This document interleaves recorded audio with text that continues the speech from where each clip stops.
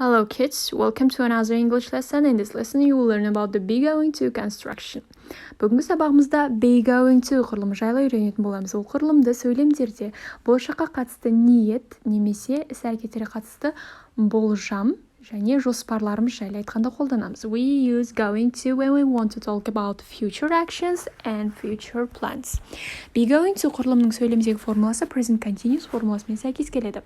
So positive болымды сөйлемдерде I'm going to work, he, she, it is going to work, you, we, they are going to work. Negative sentences I'm not going to work, he, she, it isn't going to work, you, we, they aren't going to work.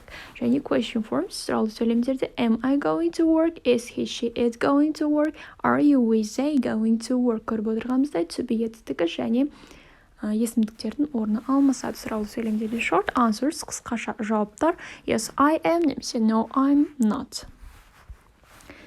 As I have already said, we use going to talk about the future predictions. Going to құрылымын келер шаққа қатысты болжамдарды айтқанда қолданамыз. Бірақ ол болжамдар дәлелдерге негізделуі тиіс. Ол қалай?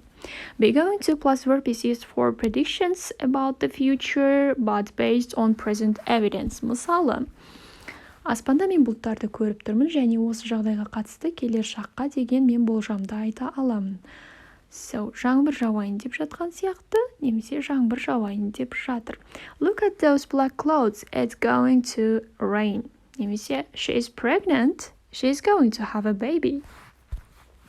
Future plans, болашаққа қатысты жоспарлар. Be going to plus verb is used to talk about future plans, and future plans are things decided before the moment of speaking. Және ол болашаққа қатысты жоспарлар менің сөйлеп жатқан сәттен бұрынғы шешіліп қойған жоспарлар болуы қажет. Мысалы, мен сендерге қазір болашаққа қатысты деген жоспарларым жайлы айтатын болсам, мен оны осы сөйлеу сәтінде ойлап тапқан жоқпын, ол алдын ала шешілген заттар. Мысалы, next month I'm going to go on holidays. Келесі айда мен демалысқа бармақшымын, немесе барайын деп жатырмын. Кіммен қайда баратыным белгісіз, бірақ мен әйтеуір солай шештім. Келесі айда мен демалысқа бармақшымын. Fluent speech. Be going to is often pronounced gonna in fluent speech, but don't write it except in very informal situations. Going to құрылымы ауызекі сөйлеу тілінде gonna деп қысқартылады, бірақ ресми тілде оны мүлдем қолданбаймыз. My brother is gonna go running tomorrow.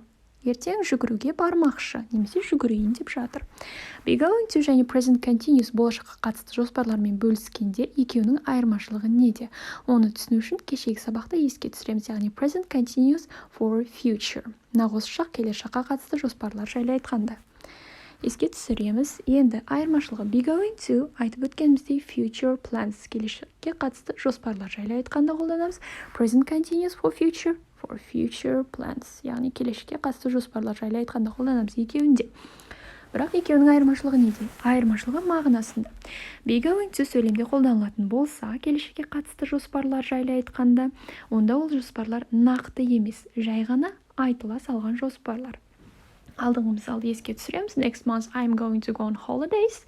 Мен келесі айда демалысқа бармақшымын, бірақ менде әлі билет жоқ. Жай ғана мен солай айттым. Келешекке деген ниет немесе жоспар. Егер дәл сол сөйлем present continuous жағында тұрса, онда менде билет бар. Қай мемлекетке баратыным және кіммен баратыным алдын ала шешіліп қойған, яғни нақты орындалатын іс-әрекеттер. Мысалы, I'm going to meet my friends this weekend. Осы демалыста мен достармен кездесетін сияқтымын, немесе кездесейін деп жатырмын. Яғни қай жерде, сағат нешеде, кіммен екені белгісіз, бірақ мен кездесетін сияқтымын және кездесейін деп жатырмын. Енді I'm meeting my friends this weekend. Осы демалыста мен достармен кездесіп жатырмын. Кездесейін деп жатырмын, немесе кездеспекшімін және кездесіп жатырмын. Көріп отырғанымызда айырмашылығы бұл жерде. Қай жерде, сағат нешеде, кіммен кездесетін барлығы белгілі. Яғни толық жоспарланып, барлығы белгіленіп қойған іс-әрекеттер. Айырмашылығы осы.